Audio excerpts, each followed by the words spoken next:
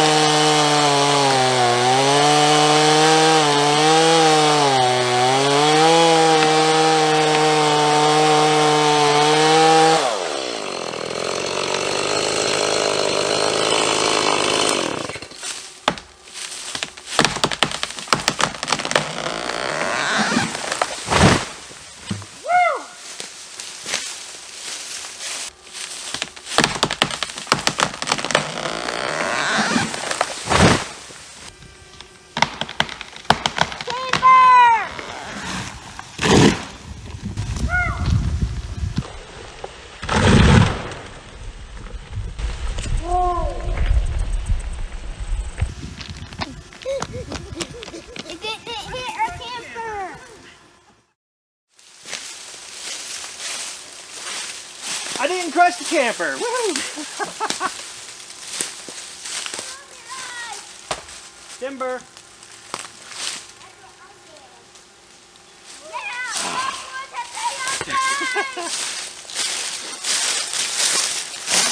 My adrenaline is pumping from that, just because that's the biggest tree I'd ever felled on my own. It worked. Thank you, Lord. I did not hit the camper. I didn't get hurt. Everybody was safe.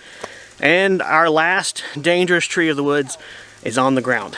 And man, that's a lot of firewood too. Let's start roasting marshmallows. So, let's go check it out.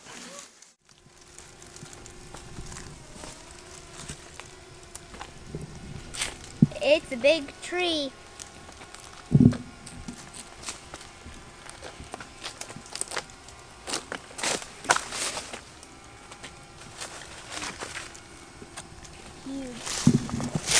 it has grub inside of it. Burrowed into it. Hey, do you know what? We could sit on this log. Yep, you could definitely sit on that stump. The boys have requested that I cut the stump for them to have a place to sit, so I'm gonna go ahead and clean it up just a little bit. Oh yeah, while I'm thinking of it, thank you to whoever sent us our safety helmet for the chainsaw and the chainsaw chaps. Great. And wedges. And wedges, yes. So I'm 95% sure of the name of the person who sent it. So I'm thinking you in my head, my name, but I don't want to mess it up in case it's a different name. So either way, you know who you are. Thank you for the safety equipment. Much, much appreciated. Ready for the stuff. You ready? All right, you want me to just cut it flat for you guys? Yeah. Okay. Yeah. That's good. I'm totally ready. It would be cool if you could.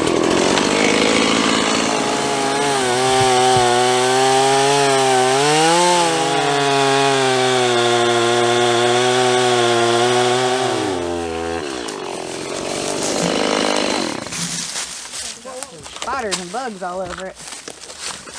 Now look, there's your step.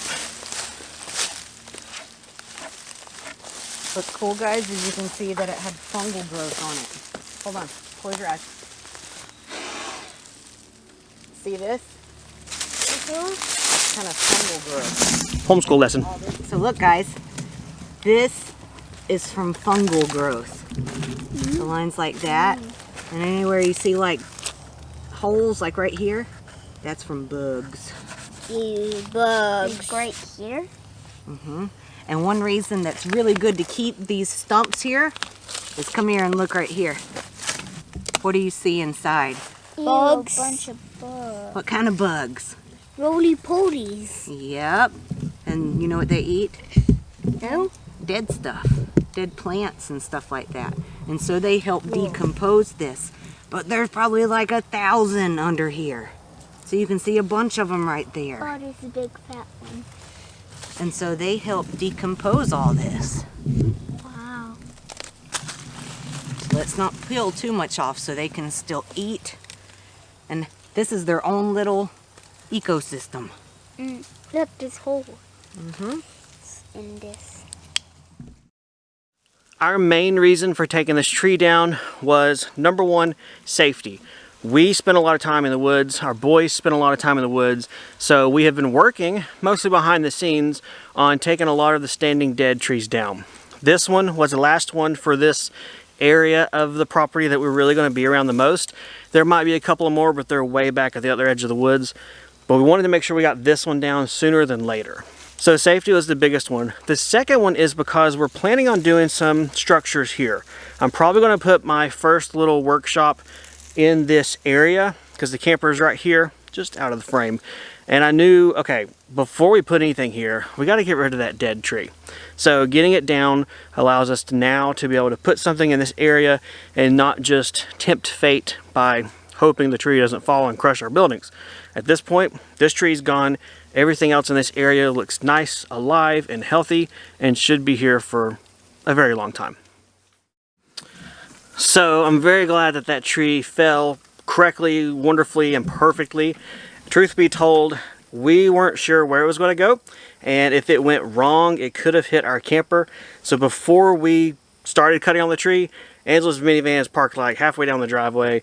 We rolled up the awning of the camper. We did double, triple, quadruple, quintuple, I don't know, that many number of checks, and made sure as best as we could to get it to go where we wanted it to. Now we also really lucked out that the tree was already leaning the way we wanted it to go, and it had more weight on that side. So honestly, it really wasn't a lot of skill. It was basically just cut it, don't die, and try not to crush anything. The fact of this tree being mostly dead added a lot of risk to it. The most dangerous tree you can cut down is a dead one, a standing dead one. So I didn't know exactly how it would play out when I started to cut it.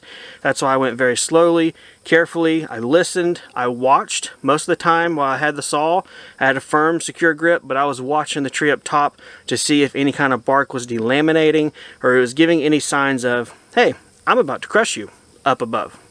Thankfully, I didn't have any problems, no riskies, no scary parts, and my clothes are still clean, if you know what I mean. Whenever I stopped cutting the tree, I stopped because I could feel it popping. I could hear it starting to break apart internally in a correct way. I could feel it in my feet, so I turned the saw off, watched, and I knew at that point it was going on its own. So I took the opportunity to scuttle away to safety and just watch it fall on its own. Overall, I could not have asked for a better experience, I guess, of the tree falling. There was no crazy pucker moments. There was no near misses. No property or people got hurt. And I was able to get back and watch and enjoy the falling of the tree as well. So, pretty cool. As far as our intentions on why we cut this tree down, it was standing dead and we didn't like that tree hanging around. Any kind of really strong storm could have made it fall on anything we put in the area or us. So from a safety standpoint was basically the reason we cut the tree down. That being said, it is also going to have tons of benefits for a lot of campfires out here on our property as we're out here spending the weekends or just spending time in general. It's really cool to have the woods to use for fuel for firewoods, and this is one example of killing two birds with one stone, or killing a tree with a, I don't know, there's no other analogy, but getting as many uses and benefits out of one action as possible. Well, that was interesting. It really was. We made sure we stood totally far enough away that it would not come close to us. And I had my video on the whole time and I was just like, whoa! What were the boys saying is, obviously I was in the woods, cutting the tree. Were they saying anything that you remember or anything? Not that I remember. We were just all like, whoa, you can hear it popping, listen. And then just watching it fall and then it absolutely exploding upon impact. Yeah, that was a surprise, the explosion. So it was neat. The explosion meant that that tree was a lot more dead than I think we were realizing. Mm-hmm. I mean, we thought, hey, cool, standing dead tree, we'll be able to chop it down and have a lot of really good usable firewood. A lot of it's spongy. Very spongy, like stick your finger through it. So. Be good for garden bed bases. Yeah. Hint, hint, hint. Future videos. Some hugelkultur. Well guys, hopefully you enjoyed this short little video. It almost didn't become a real video for the channel, but we got to thinking and that would be kind of cool to share, to be able to see, I mean, us chop a giant tree down that needed to go. But then also we got to add in the homeschool element that you did with the boys, talking about the bugs, ecosystem and everything. Plus just kind of lay more foundation of some of the stuff we do on these weekend trips to our property. Yeah. Well guys, thanks for coming along as we cut down a big tree and had fun and watch explosions. If you have any questions or comments, leave them below. We love to read them. Otherwise, we'll see you guys next time on one of the homesteads. See you guys. Bye. Did you say cut down a pig tree? Big tree. Oh, I heard pig tree. No, it doesn't go oink oink. Oh, Peppa Pig.